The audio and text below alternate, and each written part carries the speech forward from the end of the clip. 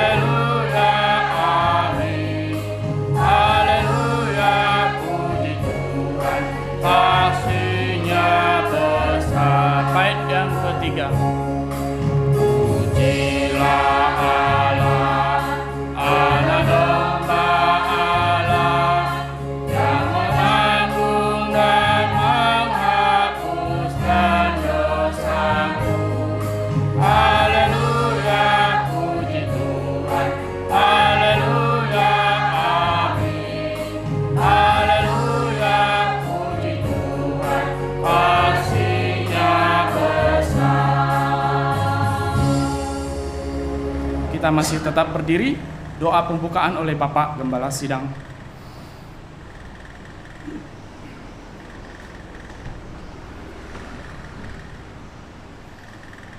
Bapa di sorga, Bapa yang kami sembah dalam Tuhan Yesus Kristus, kami datang mengucap syukur kepadamu Tuhan atas kasih penyertaan-Mu serta berkat-berkat yang telah Tuhan curahkan dalam kehidupan kami, sehingga pagi hari ini kami boleh datang untuk beribadah kepada Tuhan. Kami serahkan ibadah ini dalam pimpinan-Mu.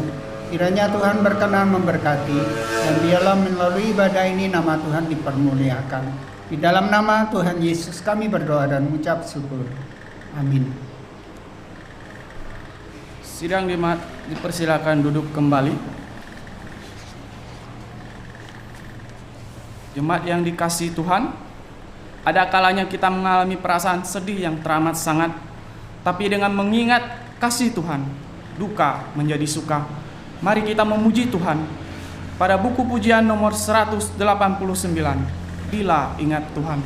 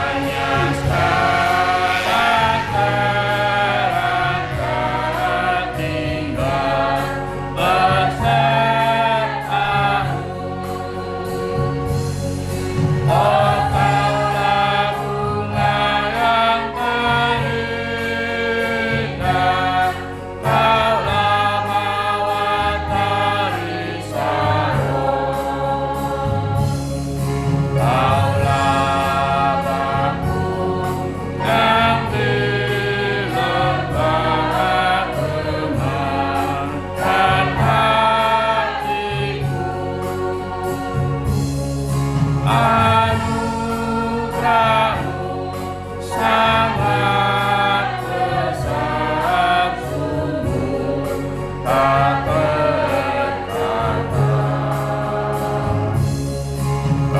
Kasih-Mu pun amat dalam, sungguh tak terduga. Oh, Kaulah bunga yang terindah, Kaulah mawar dari Saron. Kaulah bakul yang di lembah gemarkan hatiku.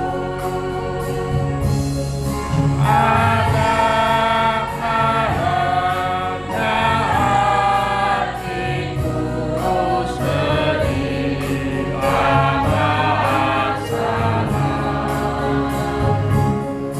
tapi mengingat kasih-Mu duka jadi suka. Oh, Kaulah bunga yang terindah, Kaulah mawar dari Saron. Kaulah bakul yang di lembah gemarkan hatiku. Sebelum kita mengikrarkan pengakuan iman rasuli, mari kita membuka buku pujian kembali nomor 160. Kita memuji Tuhan dengan pujian Yesus Sahabat Sejati. Pada bait yang ketiga, saya mengundang sidang jemaat untuk bangkit berdiri bersama.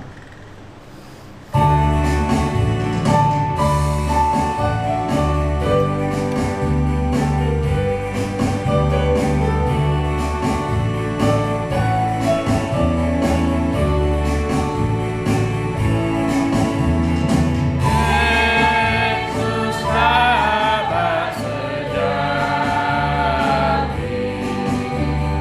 dan bangkitkan sentosa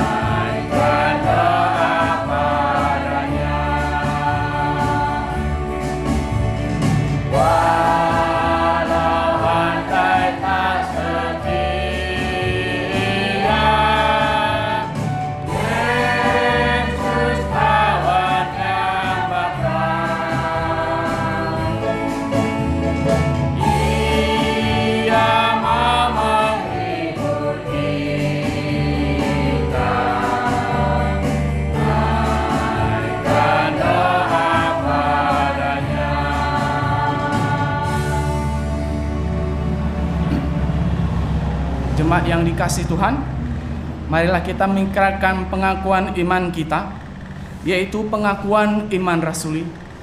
Pengakuan iman rasuli, aku percaya kepada Allah, Bapa yang Maha Kuasa, Khalik langit dan bumi, dan kepada Yesus Kristus, anaknya yang tunggal Tuhan kita, yang dikandung daripada Roh Kudus, lahir dari darah Maria, yang menderita sengsara di bawah pemerintahan Pontius Pilatus, disalibkan, mati dan dikuburkan, turun ke dalam kerajaan maut, pada hari yang ketiga bangkit pula dari antara orang mati, naik ke sorga, duduk sebelah kanan Allah, Bapa yang Maha Kuasa, dan dari sana ia akan datang untuk menghakimi orang yang hidup dan yang mati.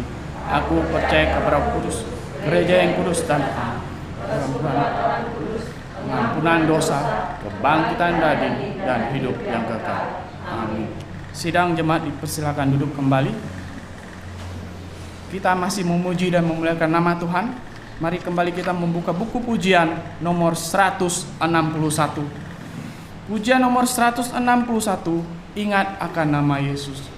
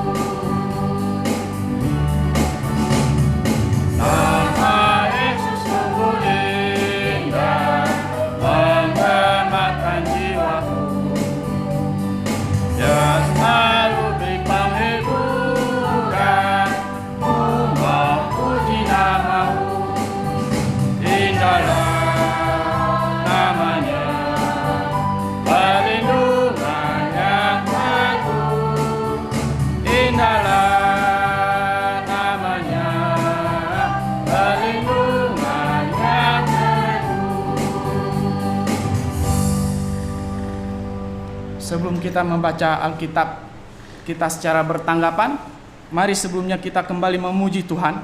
Kita membuka buku pujian nomor 149. Pujian nomor 149, indahlah saat berdoa. Pada bait yang ketiga kembali saya mengundang sidang jemaat untuk bangkit berdiri bersama.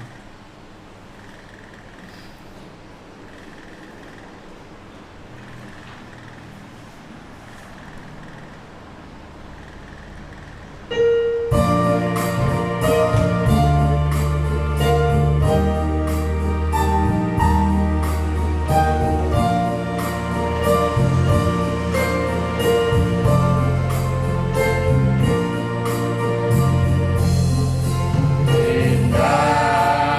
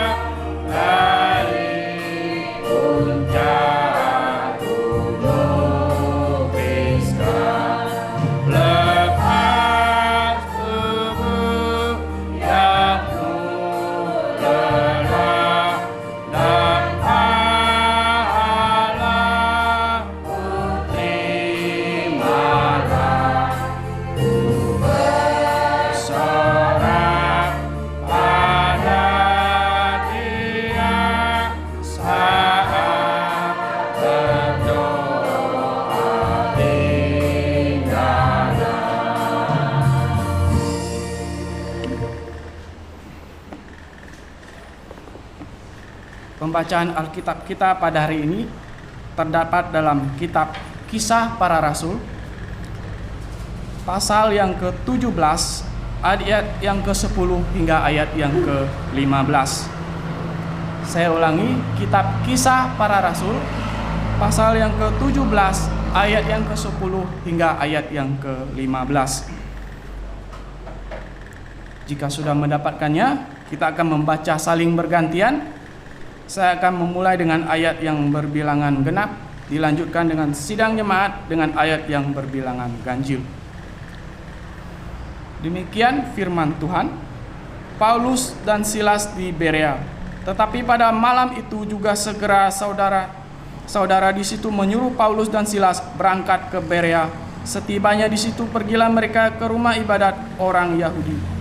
Orang-orang Yahudi berkata itu lebih baik hatinya daripada orang-orang Yahudi di Tesalonika, karena mereka menerima firman itu dengan segala hormat. Mereka mendidik kitab suci mengetahui semuanya semuanya. Banyak di antara mereka yang menjadi percaya, juga tidak sedikit di antara perempuan-perempuan terkemuka dan laki-laki Yunani.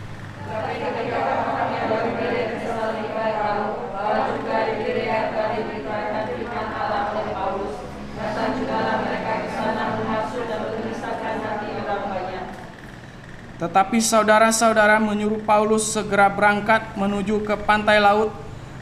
Tetapi Silas dan Timotius masih tinggal di Berea.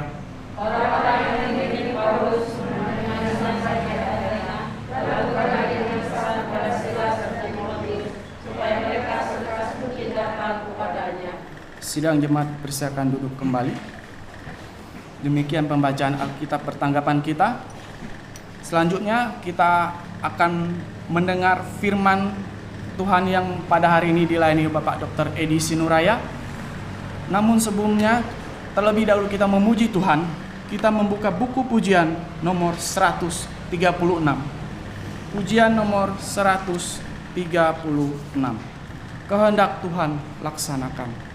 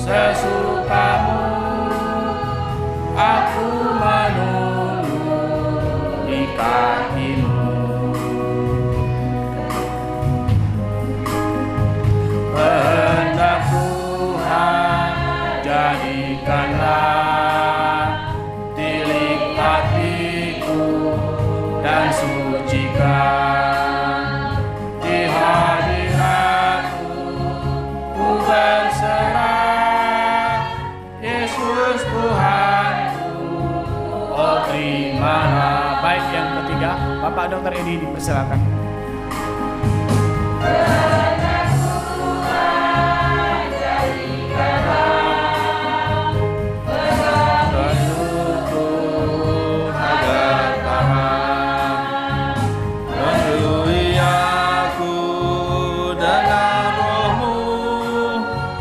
Hiduplah Yesus di hatiku.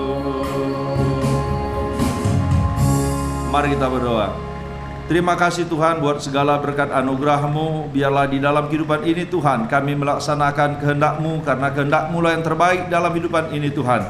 Dan kehendak-Mu adalah menjadi berkat untuk memuji, memuliakan Engkau. Sebentar kami akan belajar firman-Mu Tuhan. Kami yang tidak ada apa-apa ini Tuhan, bungkus dengan kuasa darah-Mu. Biarlah kami dapat memperoleh berkat dari firman-Mu. Di dalam nama Yesus kami berdoa dan bersyukur. Amin. Bapak Ibu Saudara-saudara sekalian, mari kita membuka firman Tuhan yang kita ambil dalam kitab Galatia. Jadi tema khotbah pagi menjelang siang hari ini adalah berjudul Jadilah berkat, bukan menjadi batu sandungan. Jadi firman Tuhan diambil dalam Galatia 6 ayat 1 sampai yang ke-10.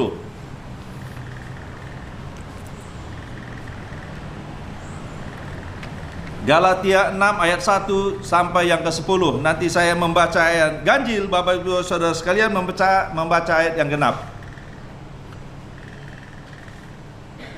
Saling membantulah kamu. Saudara-saudara, kalaupun seorang kedapatan melakukan suatu pelanggaran, maka kamu yang rohani harus memimpin orang itu ke jalan yang benar dalam roh lemah lembut, sambil menjaga dirimu sendiri supaya kamu jangan kena pencobaan.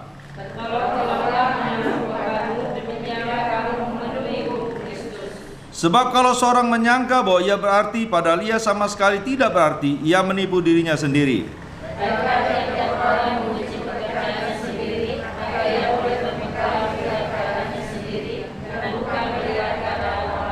Sebab tiap orang-orang akan memikul tanggung jawabnya sendiri.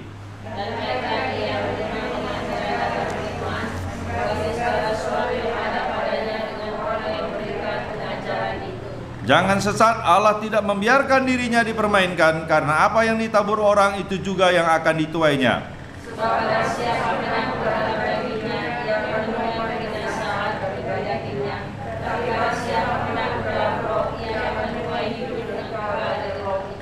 Janganlah kita jemu-jemu berbuat baik, karena apabila sudah datang waktunya, kita akan menuai jika kita tidak menjadi lemah.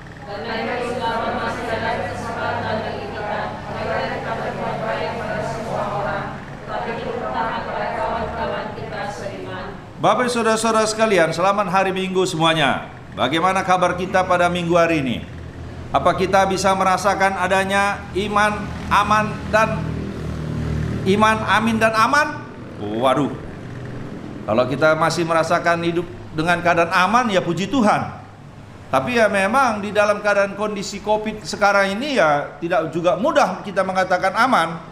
Oleh karena ya kita juga bagaimanapun juga pasti takut kena COVID. Bagaimanapun juga kita yang biasa suka berkumpul bersama atau jalan-jalan bisa terhalang. Bapak saudara-saudara sekalian, keadaan pandemi ini juga membuat banyak orang stres, depresi. Banyak orang juga dalam ketakutan, kecemasan, itu tidak dapat dipungkiri. Tetapi Bapak saudara sekalian, iman di dalam Kristus akan memampukan kita tetap tenang, tetap merasa aman. Karena segala sesuatu dalam hidupan ini, itu merupakan suatu berkat, semuanya atas izin dari Allah. Jadi kalau kita masih tetap tenang, itu puji Tuhan. Walaupun banyak hal persoalan hidup, kita masih dapat berkumpul di sini, itu puji Tuhan. Banyak sekali berkat Tuhan di dalam kehidupan kita. Jadi kadang pandemi ini mengajarkan kita betapa terbatasnya kita, betapa lemahnya kita, betapa virus yang begitu kecil dan tidak nampak telah membuat kerugian, membuat penderitaan, bahkan menimbulkan banyak kematian. Dan itu akan menyadarkan kita bahwa kita adalah manusia yang terbatas, yang memerlukan Tuhan, yang membutuhkan Tuhan. Tetaplah kita bersabar dan tetaplah percaya kepada Tuhan, karena segala sesuatu dalam hidupan ini tetap ada di bawah kendalinya, tetap ada di dalam kuasanya, tetap ada di dalam kebaikannya. Bapak saudara-saudara sekalian, saya mau cerita tentang Badu. Jadi tentang seorang pemuda yang bertemperamen tinggi, mudah marah, mudah emosi. Jadi dia membawa kendaraan sepeda motor, membonceng temannya, dan ugal-ugalan. Suatu ketika dia bawa, terserempet sama orang di belakang. Wah, dia marah begitu besar, memaki-maki. Bapak saudara-saudara sekalian, selanjutnya dia ingin menunjukkan kemampuannya, membawa motor. Wah, sambil balap ugal-ugalan, kadang jemping. Dulu kalau saya dulu di Medan, jadi ketika sudah SMP dulu, saya ingat betul itu. Jadi ada anak bupati, ketika lampu merah, dia bawa motor yang besar, bisa dia terangkat itu. Motor itu jemping, wah panjang itu, orang bersorak. Bapak saudara-saudara sekalian, ketika dia melakukan begitu, dia mengalami kecelakaan. Kecelakaan akibatnya temannya itu mengalami patah, dia pun juga terluka. Ada orang yang terluka, ada orang yang menderita dibuatnya. Sehingga ketika di rumah sakit, orang tuanya mengingatkan bahwa hidup ini adalah berkat Tuhan. Hidup ini adalah kepercayaan diberikan Tuhan buat kita. Berkat itu tidak boleh disia-siakan. Kemudian Bapak Saudara, jika kita tidak bisa menjadi berkat bagi orang lain, Janganlah kita menjadi batu sandungan orang lain. Janganlah ketika kita menjalani hidup ini, kita mensengsarakan orang lain, membuat menderita orang lain, membuat susah orang lain. Makanya kadang-kadang ada dalam suatu istilah, kadang ada teman saya itu bilang, waduh Pak Dokter, kadang-kadang kita sebagai orang tua, hati-hati adot. Apa itu adot? Akibat dosa orang tua. Kesalahan orang tua bisa berdampak kepada anak. Kesalahan suami atau istri bisa membuat suami atau istrinya menderita, anak-anaknya menderita, ataupun orang-orang sekeliling menderita. Bapak saudara-saudara sekalian, kalau kita tidak bisa menjadi berkat, minimal janganlah menyusahkan. Jadi kita lihat si Badu ini sudah membuat susah, orang tuanya susah, kemudian temannya menjadi susah, keluarganya menjadi susah. Jadi kalau hidup kita menjadi susah, itu bukan rencana Allah di dalam kehidupan kita. Kenapa? Karena di dalam kitab Paulus dikatakan kepada jemaat itu, sebagai orang yang sudah ditebus dengan darah Kristus, hendaklah dalam hidup kita juga memenuhi hukum Kristus, yaitu menjadi berkat, bukan menjadi batu sandungan. Arti kata, Tuhan menghadirkan kita di dalam dunia ini agar kita bisa menjadi berkat, menyampaikan kasih Kristus, mendatangkan kedamaian, mendatangkan shalom. Jadi kalau ada kita ibaratnya datang di dalam suatu tempat atau dalam satu keluarga, hati kita penuh kedamaian, kita akan di dalam kedamaian. Kalau hati kita penuh kebahagiaan, kita akan membagikan kebahagiaan itu kepada orang lain. Jadi kalau hati istri berbunga-bunga, suami pun pasti nanti hatinya berbunga-bunga. Kalau suami itu hatinya berbunga-bunga, istri juga nanti hatinya berbunga-bunga. Anak juga mengalami hati yang berbunga-bunga, hati yang gembira. Bapak saudara sekalian, ada 3 poin khotbah yang bisa kita bagikan pada saat ini. Yang pertama, jadilah berkat dengan menolong orang lain. Ini dalam ayat 1-2 kita mengajak, marilah menjadi berkat. Bagaimana caranya? Marilah kita mendorong saudara kita bertumbuh dalam iman, pengharapan dan kasih kepada Kristus, sambil menjaga diri kita tetap pada jalur yang benar. Sumber berkat itu adalah Allah itu sendiri. Jadi apa ya berkat terbesar dalam hidup ini adalah salib Kristus, kematian Kristus. Itulah berkat terbesar. Kita yang adalah orang yang berdosa, orang yang tidak layak, orang yang seharusnya dihukum, orang yang tidak berguna, diampuni Tuhan melalui pengorbanannya di atas kayu salib. Itulah berkat terbesar. Kalau ada Kristus di hati kita, kita sudah memperoleh berkat terbesar dalam hidup ini. Jadi kalau harta benda, anak, keturunannya lah itu berkat sampingan. Berkat utama itu adalah pengampunan, salib Kristus.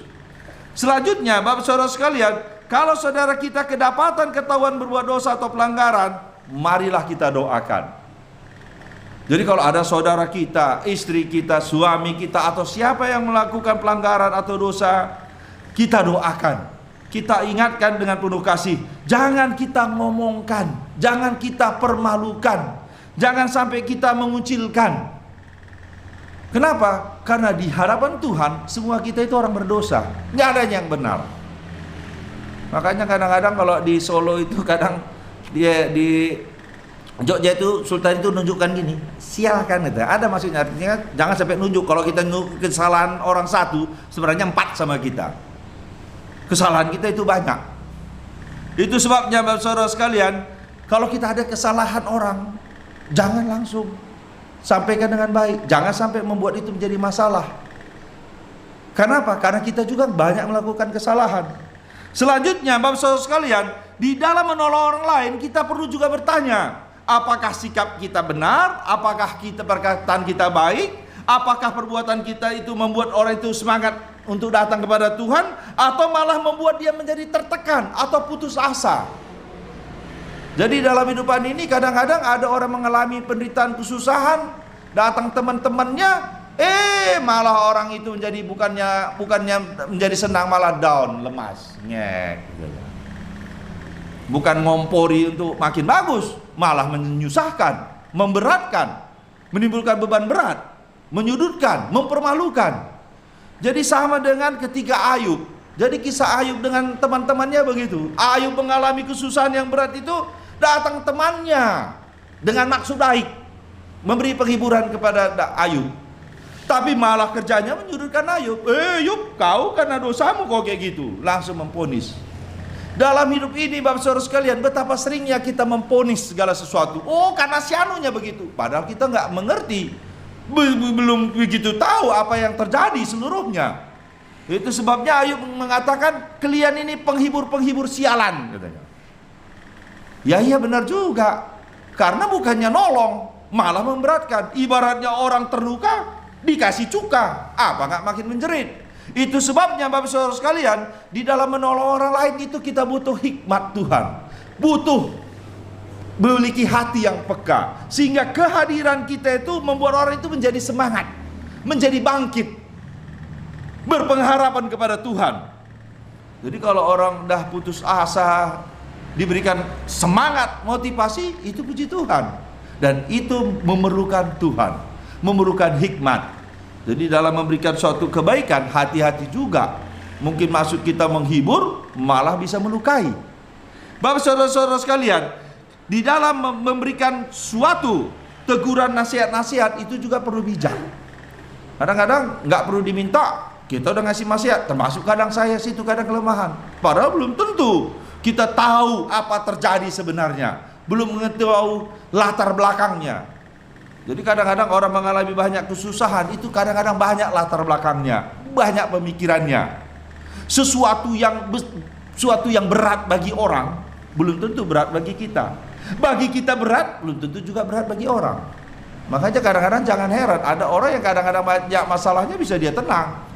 Ada orang yang sedikit masalahnya, dia merasa berat sekali. Nggak usah juga heran. Karena setiap orang beda-beda porsinya. Masalah berat bagi orang bisa aja itu masalah ringan bagi dia, tapi bagi kita mungkin itu masalah berat. Bapak saudara sekalian, selanjutnya dikatakan dalam firman Tuhan itu ayat 2 dikatakannya, bertolong-tolonglah menanggung bebanmu, demikianlah kamu memenuhi hukum Kristus. Jadi ada kata saling tolong menolong, saling memperhatikan. Dalam kitab Matius 22, kita lihat dalam Matius 22 ayat 36 sampai yang ke-40.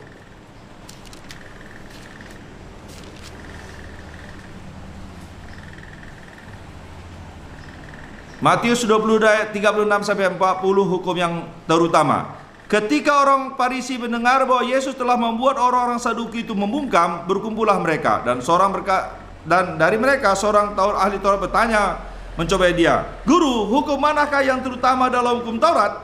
Jawab Yesus kepadanya, "Kasihilah Tuhan Allahmu dengan segenap hatimu dan dengan segenap jiwamu dan dengan segenap akal budimu. Itulah hukum yang terutama dan yang pertama. Dan hukum yang kedua yang sama dengan itu ialah kasihilah sesama manusia seperti dirimu sendiri. Pada kedua hukum inilah tergantung seluruh hukum Taurat dan kitab para nabi." Bapak saudara-saudara sekalian, kalau kita mengasihi Tuhan, kalau kita sudah menerima kasih Tuhan, maka kita akan mampu untuk mengasihi orang lain. Itu kuncinya. Kasih Tuhan akan memampukan kita untuk mengasihi orang lain. Jadi kalau hubungan kita dengan orang lain tidak benar, pasti hubungan kita dengan Tuhan juga tidak benar. Kalau hubungan kita dengan Tuhan benar, pasti hubungan kita dengan orang lain juga pasti benar. Jadi kuncinya sebenarnya itu adalah Allah itu sendiri, hubungan kita dengan Tuhan. Kalau hubungan kita dengan Tuhan beres, pasti hubungan kita dengan orang lain pun dengan beres. Hubungan kita dengan suami kita atau istri kita, anak kita juga pasti beres. Jadi apa? Karena sumber kasih itu adalah Allah sendiri. Jadi kalau kita mau saling mengasihi, terlebih dahulu kita menerima kasih Allah. Terlebih dahulu kita mengasihi Allah. Selanjutnya, hukum Kristus adalah hukum kasih. Nah, itu sebabnya Kristus yang telah menyatakan kasih itu kepada kita manusia berdosa di atas kayu salib. Itu kuncinya. Bahwa Kristus terlebih dahulu mengasihi kita melalui pengorbanannya di atas kayu salib. Saya terkenang dengan Suster Teresia, pernah mengatakannya bagaimana dia mengasihi masyarakat Kalkuta. Dikatanya, saya bisa mengasihi masyarakat Kalkuta ini oleh karena saya sudah menerima kasih Kristus yang telah mati bagi saya di kayu salib. Itulah Injil, itulah keselamatan. Kita menerima anugerah pengorbanan Kristus di atas kayu salib. Kasihnya itulah yang memampukan kita untuk mengasihi orang lain.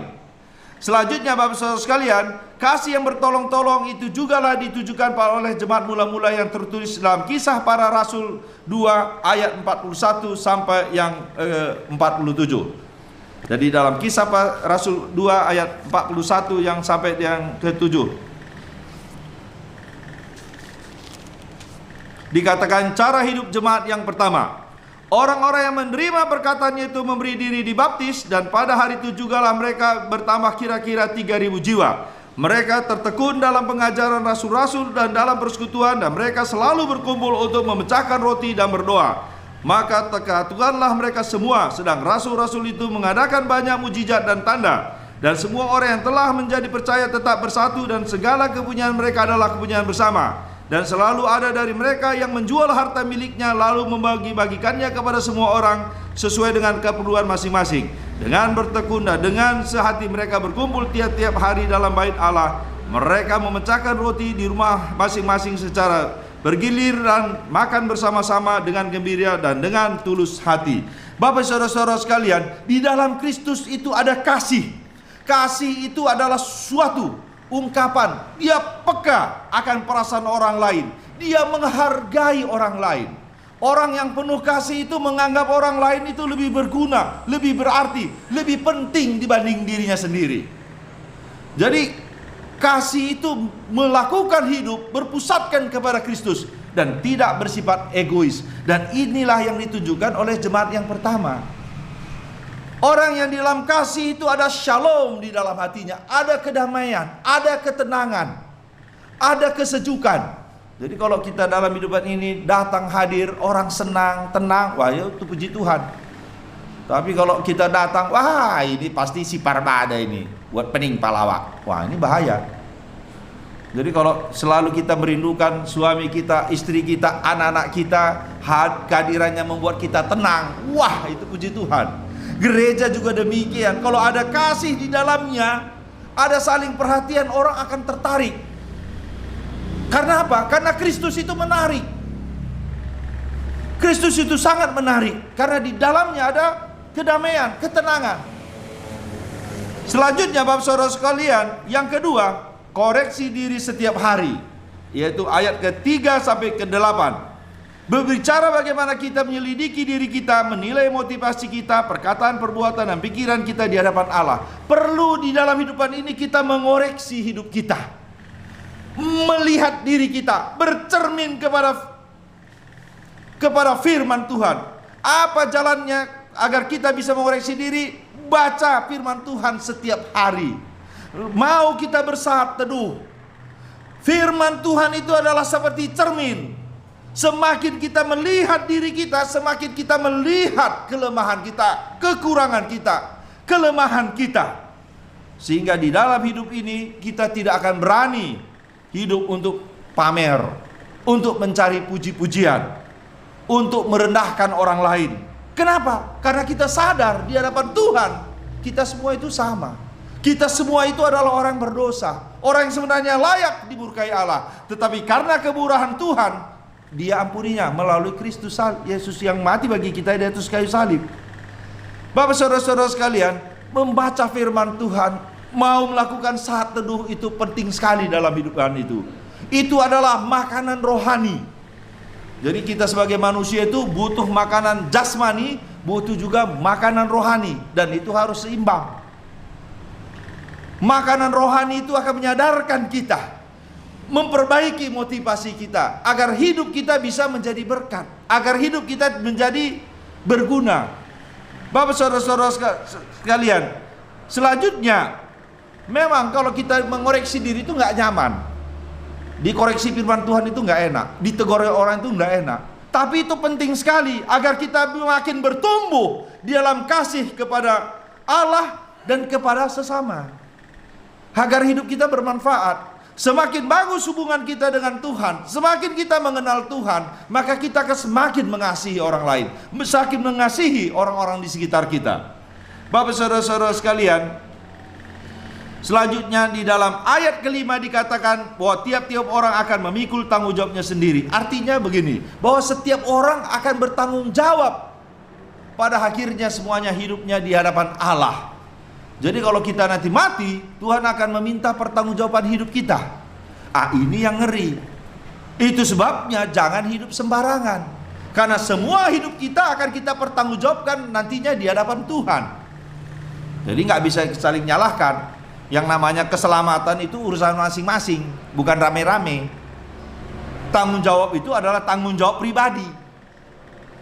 Bapak saudara sekalian, selanjutnya apabila ayat ke-6 dituliskan, apabila kita sudah diajarkan firman Tuhan, bagikanlah itu kepada orang lain. Perhatikanlah hamba Tuhan, perhatikanlah pengajar-pengajaran firman Tuhan. Karena apa? Karena mereka hidup dari pemberitaan Injil tersebut. Jadi kalau orang makin mengasihi Tuhan, dia akan mendoakan, memperhatikan hamba-hamba Tuhan. Selanjutnya saudara sekalian, ayat ke-8 diingatkan tentang kekekalan, bahwa daging itu akan binasa, tetapi roh itu bersifat kekalan. Marilah kita mengerjakan apa yang bernilai kekal, kembali lagi yaitu hukum kasih. Bahwa di dalam hidup ini kita perlu memikirkan hal-hal yang kekal. Bahwa segala sesuatu dalam hidup ini akan kita tinggalkan. Jadi sekaya apapun kita, kalau kita mati nggak ada kita bawa apa-apa. Yang akan kita kenang itu, yang akan dikenal orang itu nanti akan kita bagaimana jalani hidup. Karena nanti jangan sampai si anu itu dulu hidup, nyusahi jauh. Allah nggak menginginkan gitu. Allah menginginkan agar ketika kita nanti meninggalkan dunia ini, ada kenangan yang baik, ada hal-hal yang baik, ada kesan yang baik. Makanya sebagai orang tua atau sebagai apa, perlu sekali itu. Kalau kita sebagai orang tua memberikan hal yang baik buat anak-anak kita, mereka nanti akan menang. Waduh, si anu itu luar biasa cintanya kepada Tuhan. Oh, orang tua saya itu memberikan contoh teladan hidup yang begitu baik dalam kehidupan. Itu penting. Karena di dalam hidup, kita hidup di dunia ini sementara, paling 70-80 tahun. Kalau udah lebih 80 tahun itu menderita. Tetapi ada kehidupan yang akan datang, kekal selamanya. Itu yang paling utama. Keselamatan itu bukan ketika kita mati. Keselamatan itu ketika kita percaya kepada Kristus. Kalau sudah ada Kristus di dalam hati hidupan kita, ketika mati, nanti hidup bersama Kristus. Bapak saudara-saudara sekalian, rugi sekali dalam hidup ini kalau kita mengabaikan hal-hal rohani dalam hidupan ini. Rugi sekali. Karena harta terbesar itu adalah Kristus. Selanjutnya, Bapak saudara sekalian, jangan jemu berbuat baik. Apakah pernah kita merasa capek berbuat baik terus-menerus kepada seorang? Apakah pernah merasa bosan? Dia lagi dibantu. Bapak saudara-saudara sekalian, di dalam hidupan ini, walaupun kita berbuat baik, tidak menjamin orang itu akan berbuat baik juga kepada kita. Kenapa demikian? Karena di dalam hidup ini banyak orang-orang toksik. Orang-orang toksik itu adalah orang-orang yang melakukan pelanggaran, menyakiti hati orang, berbuat yang gak benar, tapi gak ada rasa bersalah dalam hati hidupnya. Ringan santai Ada orang nipu, nggak ada rasa bersalahnya, nggak ada rasa malunya, cuek aja dia, malah mukanya. Jadi kadang-kadang ya begitulah hidup. Sebaik apapun hidup kita, nggak akan menjamin orang suka benar sama kita. Apalagi kita jahat, makin bencilah orang. Firman Tuhan ini mengajak kita untuk tetap berbuat baik. Kenapa berbuat baik? Oleh karena Allah terlebih dahulu berbuat baik kepada kita. Allah mengasihi kita. Jadi kita bisa hidup juga itu karena anugerah Tuhan. Orang yang baik itu akan menyenangkan. Orang yang baik itu kalau kita dekat-dekat pun kita tenang. Jadi kalau dalam hidup ini orang takut dengan kita dekat-dekat, dalam arti kata berteman, hati-hati. Yang bahaya itu orang toksik itu. Udah dia merugikan orang lain, nggak ada rasa bersalahnya, dia tenang aja. Kalau kita menyimpan rasa sakit hati, itu akan menghancurkan hidupan kita. Banyak di dalam hidup ini orang hancur hidupnya karena menyimpan dendam, sakit hati. Sakit hati kepada mertua, sakit hati kepada istri, sakit hati kepada suami, sakit kepada ini. Dan sakit hati ini dapat dipulihkan kalau kita mau menerima anugerah Tuhan, mau minta ampun sama Tuhan, mau memutuskan untuk mengampuninya. Bapak saudara-saudara sekalian, itulah yang terjadi. Jadi karena banyaknya orang toksik, kadang-kadang orang yang sudah kita baiki pun nyakiti hati kita, itu kita memerlukan Tuhan, membutuhkan anugerah Tuhan. Sehingga di dalam anugerah Tuhan kita akan dimampukan untuk mengasihi walaupun disakiti. Walaupun orang itu menjengkelkan kita, kita tetap mampu untuk sayang, tetap mampu untuk menghargainya, tetap mampu tetap menghormatinya. Walau anugerah Tuhan untuk bisa mengampuni walaupun dilukai. Jadi kalaupun kita dilukai hati kita, kita bisa mengampuni. Oleh apa? Karena kita tahu kita juga orang berdosa di hadapan Tuhan, dan Tuhan mau mengampuni kita. Selanjutnya saudara sekalian, anugerah Tuhan akan memampukan kita untuk memuliakan Allah setelah berbuat baik, bukan meninggikan diri sendiri. Jadi anugerah Tuhan untuk memampukan kita untuk memiliki kerendahan hati. Orang yang rendah hati adalah orang yang mampu berbuat baik. Orang yang rendah hati adalah orang yang menganggap orang lain itu lebih penting, lebih berguna, lebih berarti dibanding dirinya sendiri. Orang yang rendah hati itu adalah orang yang mau menerima teguran dan nasihat. Bapak saudara-saudara sekalian, anugerah Tuhan juga akan memampukan kita memberi kesempatan kepada saudara untuk datang mengakui kesalahan dan mau bertobat. Jadi anugerah Tuhan itu kita mampu memberi kesempatan kepada orang, tetap mendoakan. Walaupun dia menjengkelkan kita, kita sanggup untuk mendoakannya. Dan berpengharapan kepada Tuhan untuk mau datang dan bertobat. Bapak saudara-saudara sekalian, inilah yang akan memulihkan hidupan kita. Allah memesankan kita, Allah meminta kita untuk tetap berbuat baik.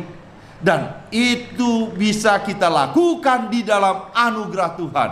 Kita perlu Tuhan agar mampu untuk melakukannya.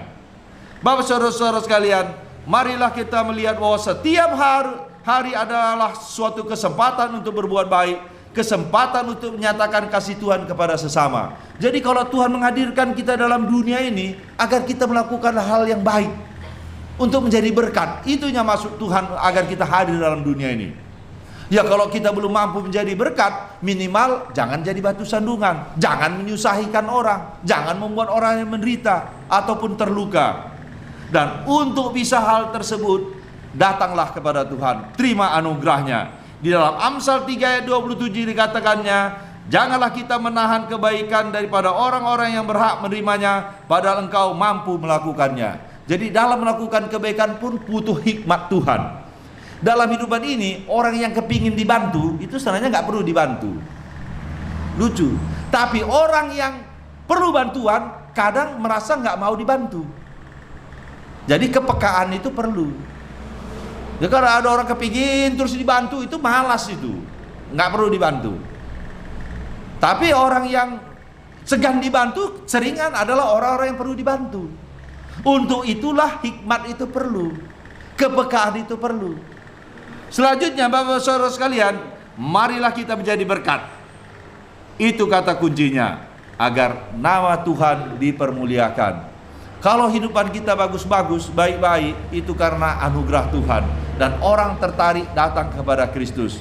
Karena maksud Allah dalam hidupan kita adalah untuk berbuat baik, untuk kemuliaan Tuhan.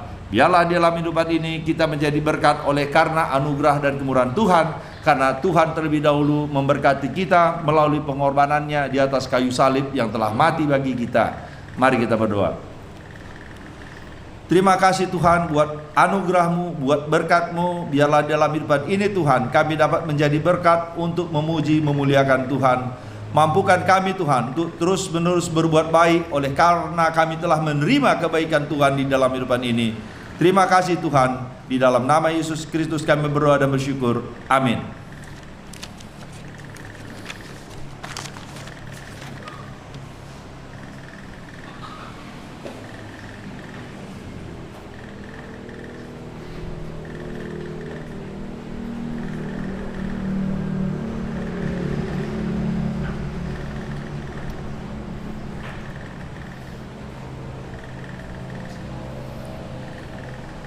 Demikianlah firman Tuhan yang telah kita dengar.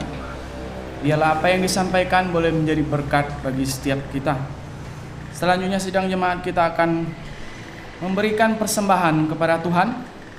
Sambil menjalankan persembahan kita akan memuji Tuhan. Kita membuka buku pujian nomor 143. Pujian nomor 143, Bapakku memelihara.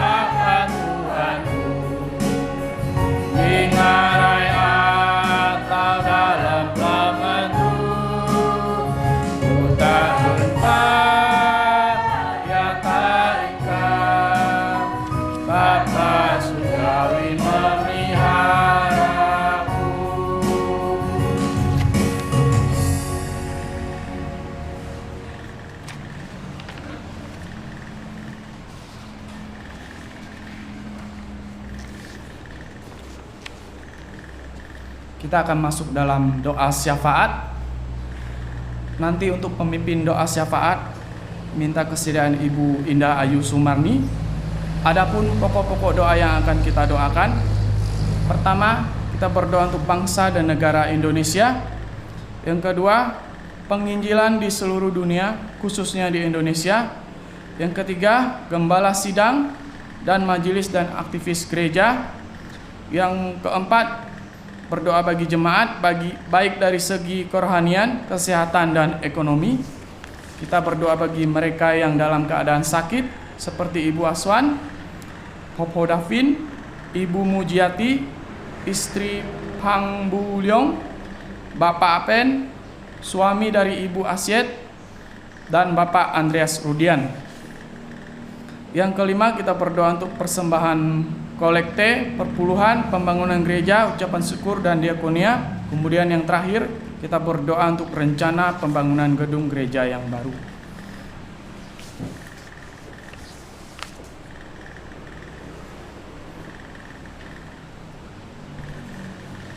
Mari jemaat kita bersama-sama sehati, kita berdoa. Tuhan Yesus yang baik, kami datang kepadamu pada pagi hari ini dengan ucapan syukur kepadamu ya Allah, karena Engkau senantiasa ada bersama-sama dengan kami, pemeliharaanmu nyata dalam kehidupan kami, sehingga pada pagi hari ini kami boleh bersama-sama datang mengucap syukur, memuji, memuliakan akan Tuhan. Dan dalam kesempatan ini ya Bapa, kami datang bersama dengan seluruh jemaat.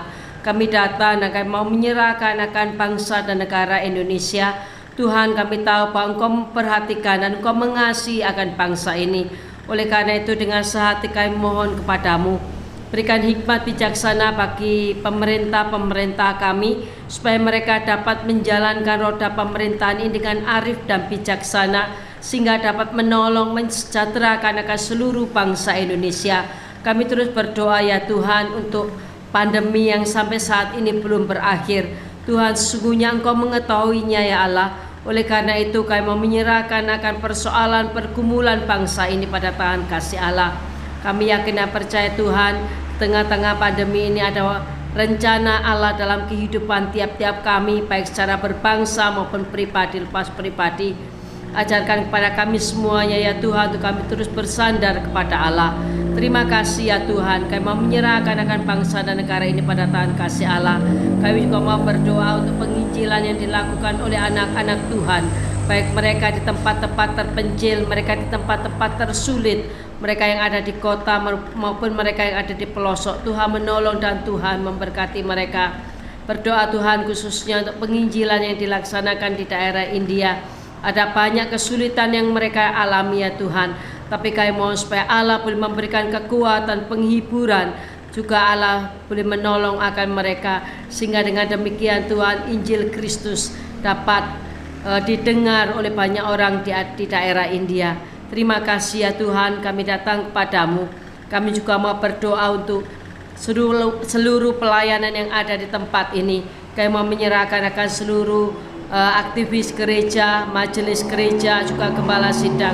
Tuhan menolong akan kami sekalian, sehingga kami boleh tetap melayani pekerjaan Tuhan. Dan biarlah melalui pekerjaan Tuhan yang kami emban, nama-Mu ditinggikan, dimuliakan.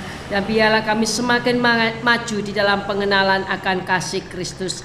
Terima kasih ya Tuhan, kami juga berdoa untuk seluruh jemaat Tuhan. Kau tahu ya Tuhan keadaan kami satu persatu, rumah tangga demi rumah tangga. Kami mohon supaya Engkau boleh mencukupkan kami apa yang menjadi keperluan kami. Mungkin kami berada di dalam masalah ekonomi, masalah keluarga. Tuhan tolong dan Tuhan mengatur segala sesuatunya, sehingga kami boleh bersyukur kepada Tuhan untuk kasih dan pertolongan Tuhan. Terima kasih ya Tuhan, kami juga datang kepadamu menyerahkan akan setiap saudara-saudara kami yang saat ini tidak bersama-sama dengan kami karena mereka sakit. Kami mohon belas kasihan daripada Allah, kami mohon mukjizat daripada Allah, kami mohon penghiburan daripada Allah, sehingga mereka boleh tetap bertahan di tengah-tengah kesulitan, tengah-tengah kesakitan mereka.